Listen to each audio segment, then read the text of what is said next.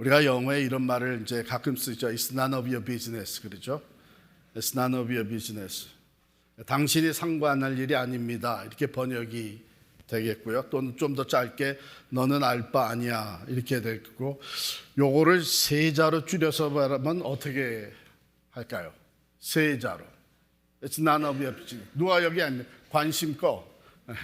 관심 꺼. 이렇게 하면 세 자로 줄여서 되는데, 그건 조금 루드한 것 같아요. 그러죠?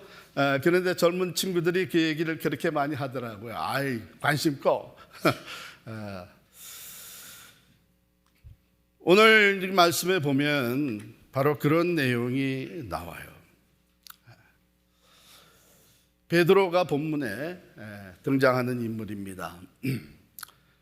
지금까지의 베드로의 인생을 이렇게 쭉 보게 되면, 이젠 베드로는 그 어느 때보다도 잘 준비된 예수의 제자가 됐구나, 이렇게 우리가 생각할 수 있어요. 한번 간단히 훑어보면, 어부였던 베드로가 예수님이 나를 따라오너라, 내가 너로 사람 낚는 어부가 되게 하리라, 그러니까 예수님을 따라 나섰죠.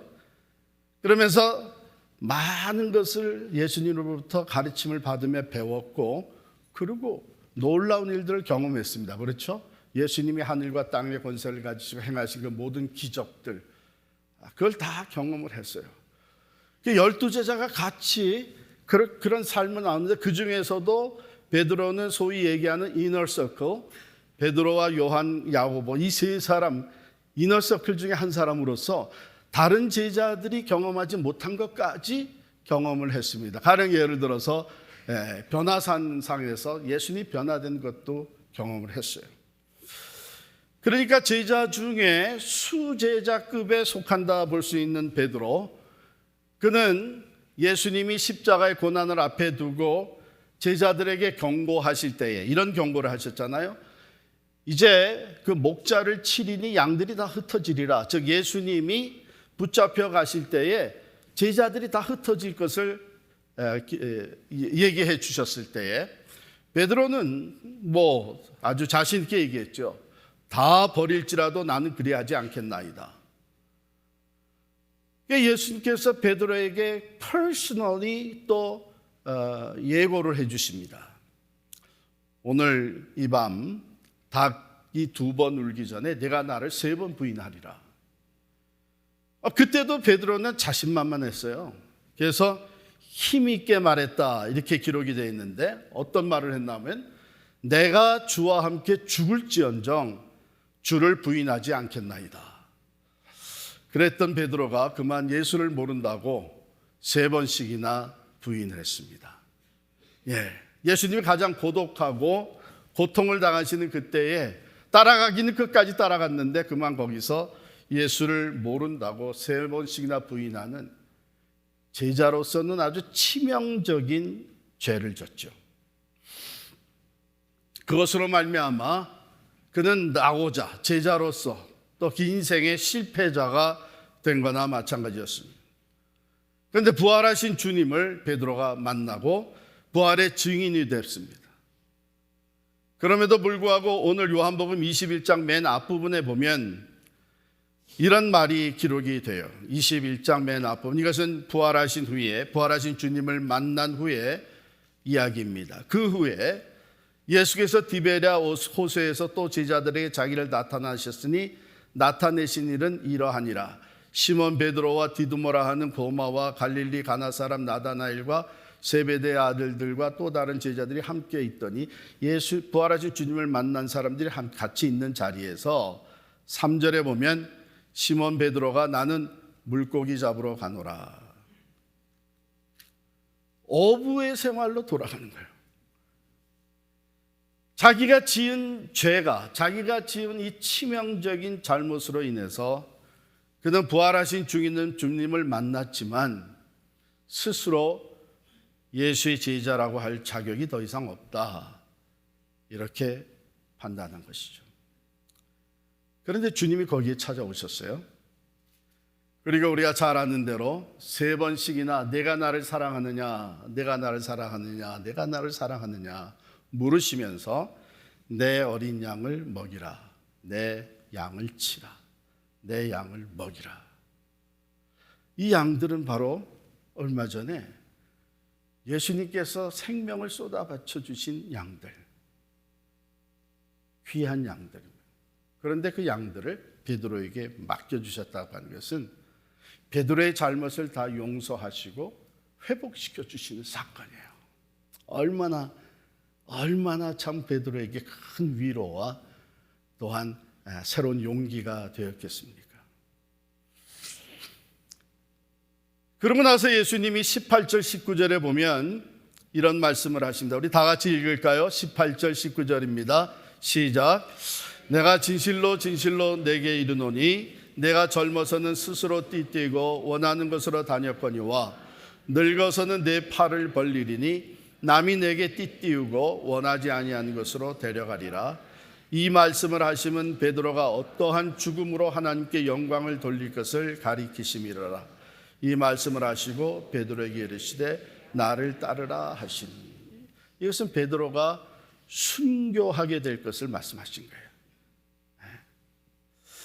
복음을 전하다가 예수 그리스도의 제자로서 충실하게 십자가와 부활의 예수 그리스도를 증거하다가 그가 붙들려서 결국은 십자가에 달려 순교하게 될 것을 말씀하신 거예요.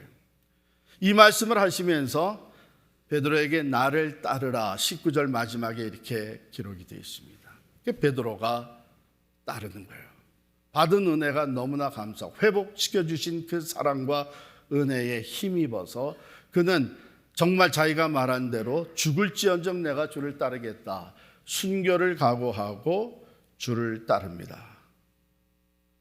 자, 그러면 오랫동안 3년 동안 배우고 또 경험하고 자기가 실수도 했지만 또 다시 회복되고 그리고 믿음의 결단을 가지고 이제는 정말 죽음의 자리까지 내가 주를 따르겠다.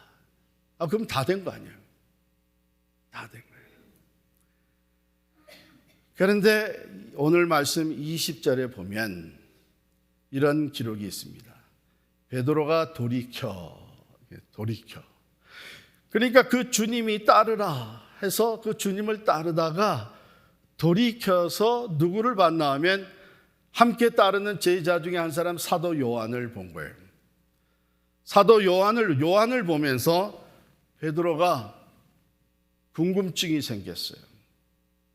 근데 단순히 궁금증만은 아니고 조금 비교의식이 싹 텄어요. 그래서 예수님께 묻습니다. 이 사람은 어떻게 되겠습니까? 그냥 우리 쉬운 말로 하면은 따라가다 선생님, 나는 십자가 순교하겠다고 말씀을 하셨는데 얘는 어떻게 되겠습니까? 바로 그것이 끝까지 남아 있었던 문제입니다. 우리도 말이에요. 은혜를 많이 경험을 하고 또 실수도 하고 주님이 또 용서해 주시고 다시 회복시켜 주시고 또 굳건한 믿음의 결단을 가지고 이젠 정말 주님만 바라보고 따라가겠다 했던 이 마음에 종종 찾아와서 우리의 그 발목을 끝까지 잡으려고 하는 것이 뭐냐면 다른 사람에 대한 관심 그리고 그 사람과의 비교의식이에요. 다른 사람들도 많이 있는데 이 제자들이 다 사실은 따랐는데 왜 하필이면 요한을 지적하면서 얘는 어떻게 되겠습니까? 이렇게 물었을까요? 평상시에 이 두 사람은 라이벌 의식을 가지고 있었어요. 그래서 누가 더 주님의 사랑을 받느냐, 누가 더 수제자로서의 자격을 갖췄느냐, 이런 생각이 저희 자신들에게 있었던 겁니다. 그것을 아신 예수님이 대답을 하십니다. 22절에 보면 예수께서 이르시되 내가 올 때까지 그를 머물게 하고자 할지라도 네게 무슨 상관이냐 너는 나를 따르라 하시더라.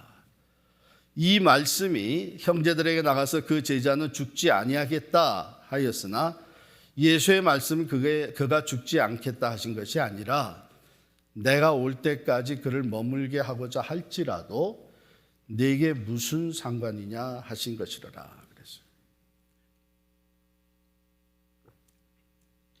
더더욱 이 말씀이 조금 오해가 되어서 퍼져나갔던 이유는요, 12사도들이 하나씩 순교를 당하고 죽어갔는데 마지막까지 살아있었던 사도가 누구예요?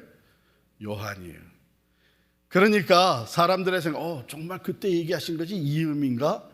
그러면 요한은 예수님이 다시 올 때까지 살아있을 거란 얘기인가? 이런 생각이 자연히 들었던 거죠. 그런데 주님이 하신 말씀의 뜻은 그게 아니라는 것이죠.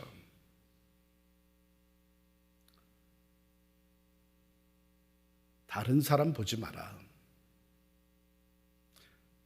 남하고 비교하지 마라. 너는 나를 바라보고 나만 따라와라. 그런 말씀이에요. 베드로가 돌이켜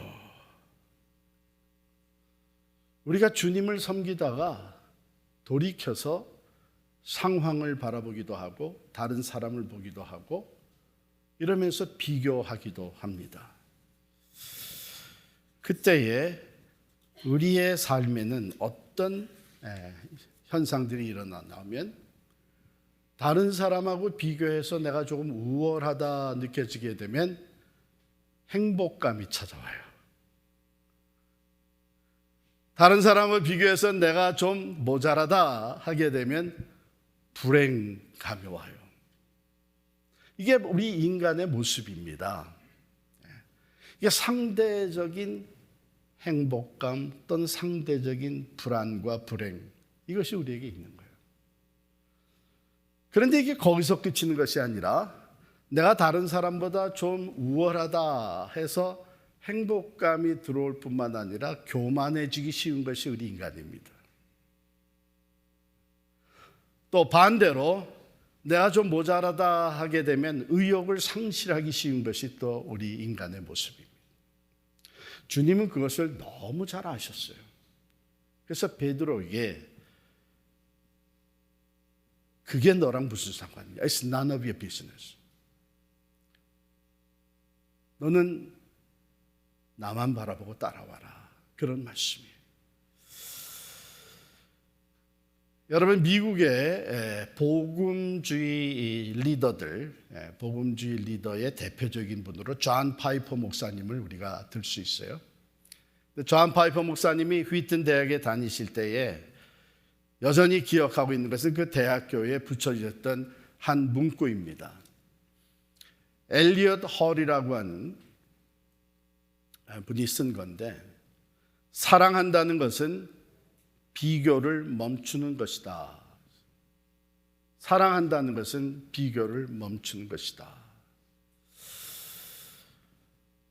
사실은 저도 목회 시작해서 사실은 말할 수 없는 그 비교의식, 다른 사람을, 다른 교회를 보면서 비교의식이 굉장히 강했었습니다.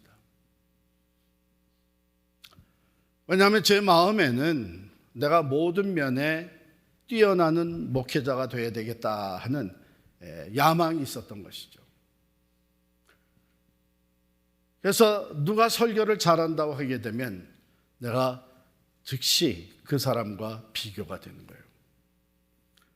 그래서 가르치는 것이나 신방하는 것이나 또 교회가 양적으로 성장하는 것이나 이 모든 것이 비교되면서, 물론 그것이 어떤 면으로 보면 챌린지도 되죠. 나도 더 열심히 해서 더 훈련해서 더 공부해서 그래가지고서는 더 같은 반열에 또는 앞서야 되겠다 하는 이런 도전의식이 있죠. 여러분, 그게 우리의 마음에서 뭘 뺏어가나 하면요, 이미 주어진 것에 대한 감사와 그리고 내가 나 되고자 하는 마음을 뺏어갑니다. 다른 사람이 잘하는 것을 보면서 비교하면서 그것을 쫓아가려고 하는 마음이 우리에게 계속 일어나는 거예요. 거기서 행복도 누리게 되고, 아까 말씀드린 대로 내가 좀 더 잘한다고 우월하다 하면 행복감도 느끼게 되고 반대로 불행도 느끼게 됩니다. 이러면서 우리는 내 인생을 사는 것이 아니라 다른 사람의 인생을 사는 거예요. 내가 나 되는 것이 아니라 내가 남이 되어버리는 이런 엄청난 일이 우리 삶에 벌어지는 겁니다. 여러분, 새로운 집을 하나 마련해 가지고 집들이를 하잖아요. 친구들 또 우리 교인들 초청해 가지고 집들이를 하면서 참 감사함으로 예배를 드리고, 우리도 드디어 이민 생활에서 이제 집을 하나 장만하게 된 이제 하나님의 은혜입니다. 감사합니다. 이렇게 감사와 기쁨으로 집들이를 마쳤는데, 그 다음 주에 동창이 집 이사했다고 초청을 해서 가보니까 우리 집보다 훨씬 큰 거예요. 바로 일주일 전에 있었던 감사는 다 사라지고 마음속에 가만 있어봐, 내 남편은 실력이 이거밖에 안 되나? 뭐 이런 생각들이 들어오는 거예요. 우리도 그러면 그 사람이 하는 걸 해볼까? 이런 생각들이 들어오는 거예요. 여러분, 우리의 그 인간적인 그 마음을요, 하나님이, 주님이 너무나 잘 아시는 거예요. 그래서 베드로에게 너는 나를 따르라. 그게 너와 무슨 상관이냐? 너는 나를 따르라. 그런데 주님만 그걸 잘 아시는 것이 아니라 사탄 마귀도 그것을 잘 압니다. 그래서 우리가 하나님을 바라보고 주님을 바라보고 우리에게 주신 소명을 따라서 섬기고 또 충성을 하는 과정에 사탄 마귀가 쑥 틈타고 들어와서 우리의 마음에, 야, 넌 요거밖에 안 되냐? 저 장로 봐, 저 장로. 저 집사님 봐. 저 헌금하는 거 봐. 저 능력 봐, 저 영향력 봐. 자꾸 비교 의식을 갖게 해줌으로 말미암아 우리가 섬기던 자리에서 낙심하게 되고 또는 돌아서게 되기도 하고, 반대로 교만해지게 되고 내가 누구보다 낫다고 하는 우월감을 갖게 되는 거예요. 그래서 예수님은요, 아주 단번에 요한은 어떻게 될 거다 얘기도 하지 않고 그냥 단번에 뭐라고 얘기하셨냐면, 내가 다시 올 때까지 요한을 살려둔다고 할지라도 그게 너랑 무슨 상관이냐? 너는 나를 따르라.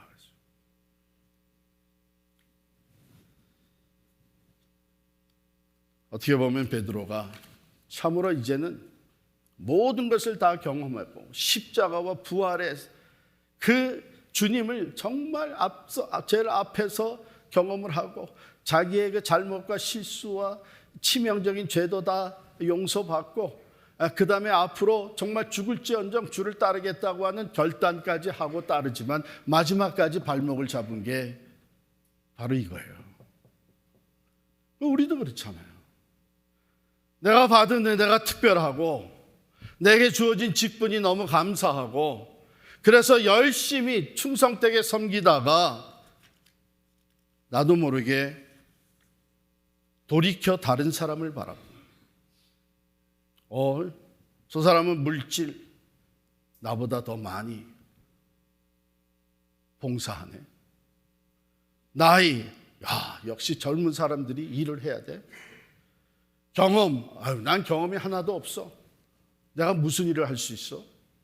능력, 영향력, 교회에서 주어진 직분, 이런 것들이 눈에 들어오기 시작을 하면서 우리가 신앙생활하는 것이 약화되고 내 마음의 자신감이 사라져요. 그러면서 나는 이제 할 것 없다고 생각을 해요.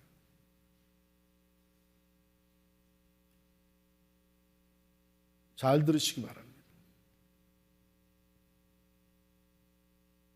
요한을 향한 하나님의 목적이 따로 있고 베드로를 향한 계획이 따로 있는 거예요. 우리 한 사람 한 사람을 향한 하나님의 목적과 계획이 따로 있는 거예요.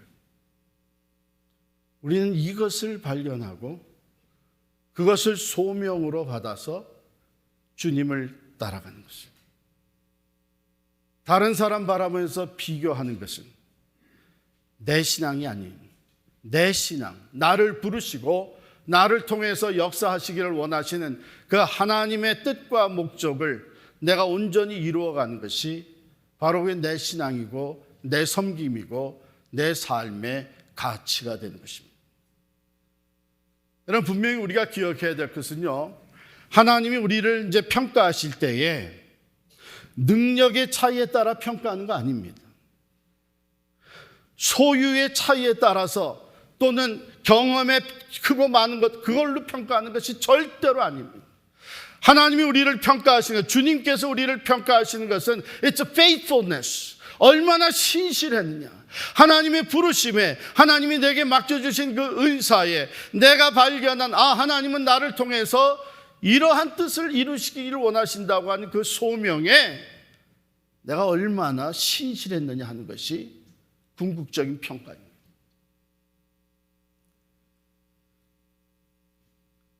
그것이 얼마나 중요했으면 예수님은 베드로에게 크게 야단을 치듯이 얘기를 하셨어요.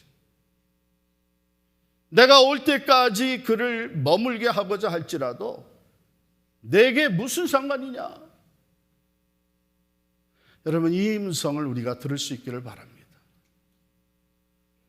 참 감사한 것은 목회를 시작해서 모든 면에 다른 사람에 비해서 뛰어나기를 원하는 이 비교의식, 경쟁의식을 가지고 열심히 뛰었던 저에게 우리 필그림 교회를 개척하기 전 1997년에 개척을 했잖아요. 그 1년 전에 Focusing Leaders라고 하는 워크숍에 참석하게 하셨어요. 미국 목사님들과 함께 한 9개월 동안 한 달에 한 번씩 만나면서 초점을 맞춘 지도자, Focusing Leaders라고 하는 것에서 제가 저를 발견하게 됐습니다. 그건 다른 것이 아니라 다 많은 목회자들을 부르셨지만 그 중에 한 사람으로 나를 부르신 목적은 뭔가? 하나님은 내가 어떤 목회를 통해서 하나님의 나라에 기여하기를 원하시는가? 그때 발견한 것이 평신도 사역입니다. 하나님께서 보내주시는 우리 성도들 한 사람 한 사람을 내가 발견한 것처럼 자기 자신을 향한 하나님의 목적, 그 소명을 발견하게 해주고 그것을 따라 섬길 수 있는 평신도 사역자로 세우는 것이 제게 주어진 하나님의 소명이라는 것을 깨닫게 됐어요. 그래서 그것을 향해서 우리 개척 이후에 계속 나오는 동안에 저희에게 평신도 사역자들이 많이 세워지게 되고 그것은 결국 최근에 우리가 사용하는 용어로 하면 미셔널 라이프를 살아가는 평신도 사역자들이 많이 세워지게 됐습니다. 얼마나 기쁜지 몰라요. 우리는 나를 다른 사람들과 비교하면서 다른 사람에 대한 관심을 가지면서 살다 보면 나를 잃어버리게 됩니다. 나를 향한 하나님의 목적을 상실하게 됩니다. 여러분, 한 사람 한 사람을 향한 하나님의 특별한 목적이 있는 것을 믿으시기를 바랍니다. 그렇습니다.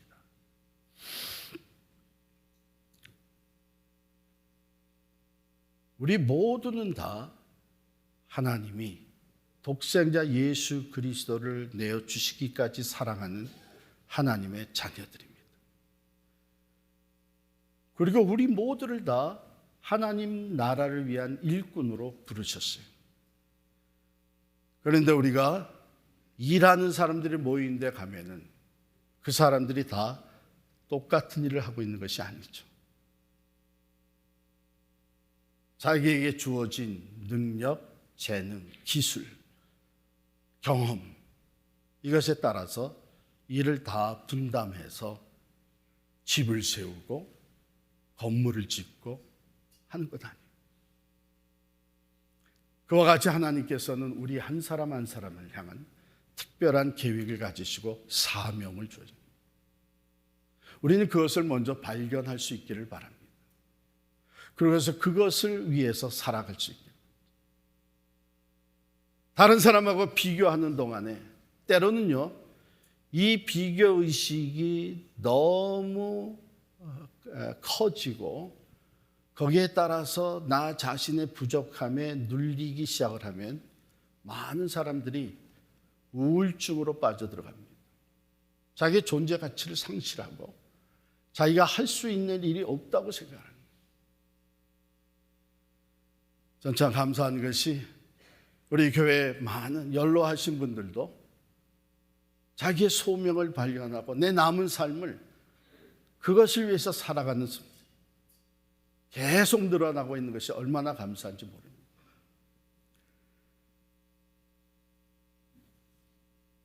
이번에 우리가 결단하고 센트 처치, 파송해서 선교적 교회, 선교적 공동체를 개척해 나가는 이 일도 그냥 획일적으로 하는 것이 아니고 그 한 사람, 하나님이 세워주신 리더가 어떤 비전과 어떤 사명감을 가지고 있느냐에 따라서 특화된 센트 처치를 세우게 됩니다. 광고 드린 대로 우리 김정훈 목사님은 오래전부터 제자 훈련, 제자 양육에 하나님이 많은 것을 배우게 하시고 또한 훈련을 시켜주셨습니다. 그리고 이것이야말로 선교적 공동체의 가장 기본적인 것이다 이렇게 확신하고 제자 훈련을 통한 소그룹 그리고 소그룹의 리프로덕션 재생산을 통한 하나님 나라를 확장해 가기 위해 결단하고 나선 겁니다. 사랑하는 성도 여러분, 우리 한 사람 한 사람은 하나님이 지극히 사랑하시는 존귀한 존재들입니다. 우리 한 사람 한 사람은 하나님이 거룩한 목적으로 쓰시기 위해 하신 일꾼들입니다. 그리고 우리 각자를 향한 하나님의 선하시고 완전하신 계획이 있습니다. 베드로가 할 일이 있고 요한이 할 일이 있습니다. 각자에게 주어진 소명을 따라 사는 것이야말로 하나님 앞에 설 때에 가장 칭찬받는 일이 됩니다.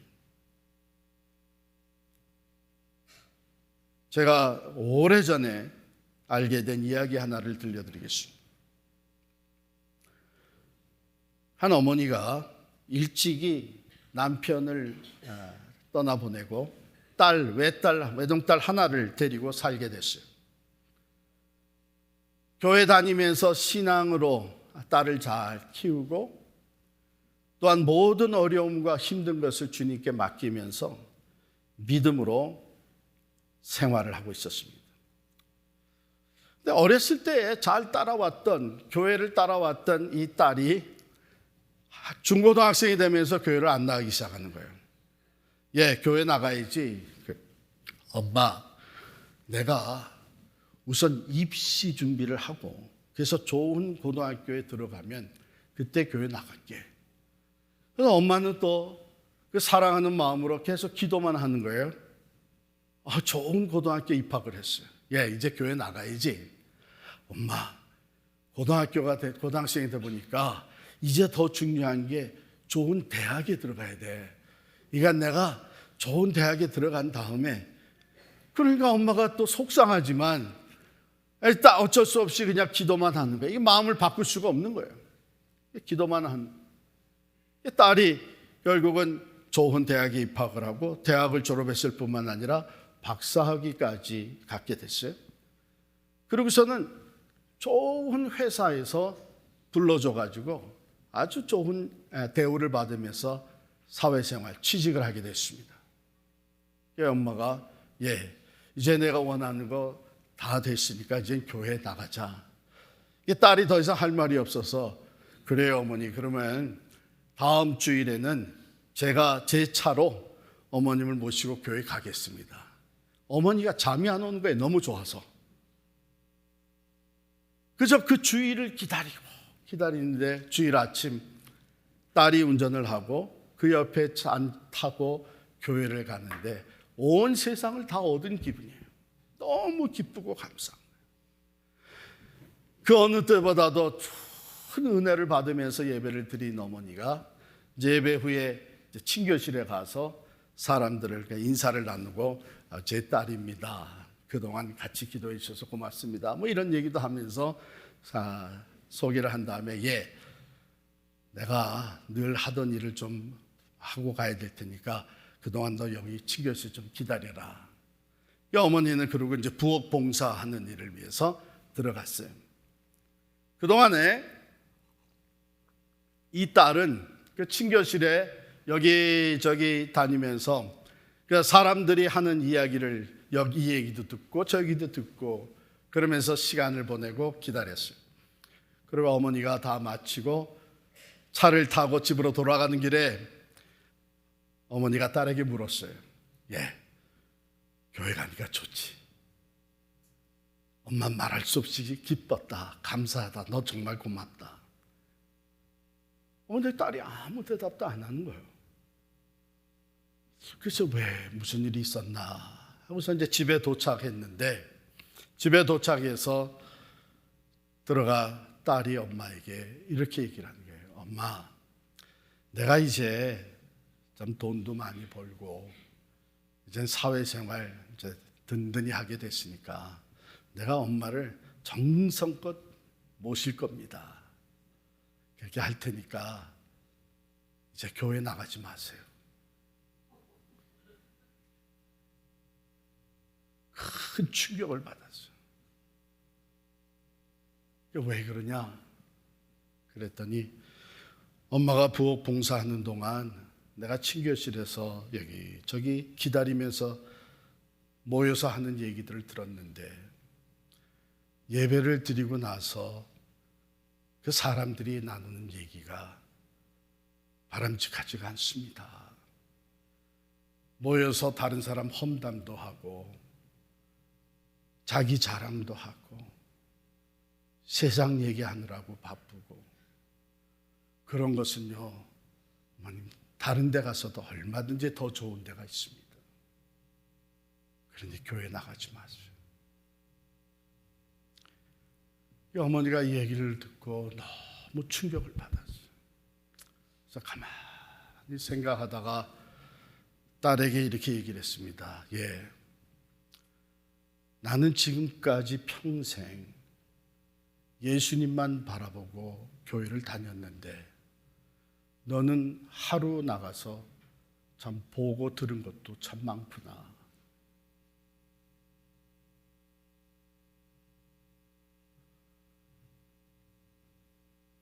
주님이 왜 우리에게 베드로에게 해주셨던 말씀을 오늘 들려주실까요?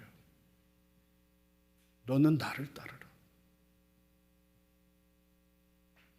우리의 신앙생활은 지극히 주님과 나와의 관계입니다. 우리가 돌이켜 주님을 바라보던 우리의 눈길이 돌이켜 다른 사람을 바라보고 비교하는 마음이 생기기 시작하면서 우리의 충성심, 우리의 신실함, 주님을 따르는 제자의 마음에는 문제가 생기기 시작을 합니다.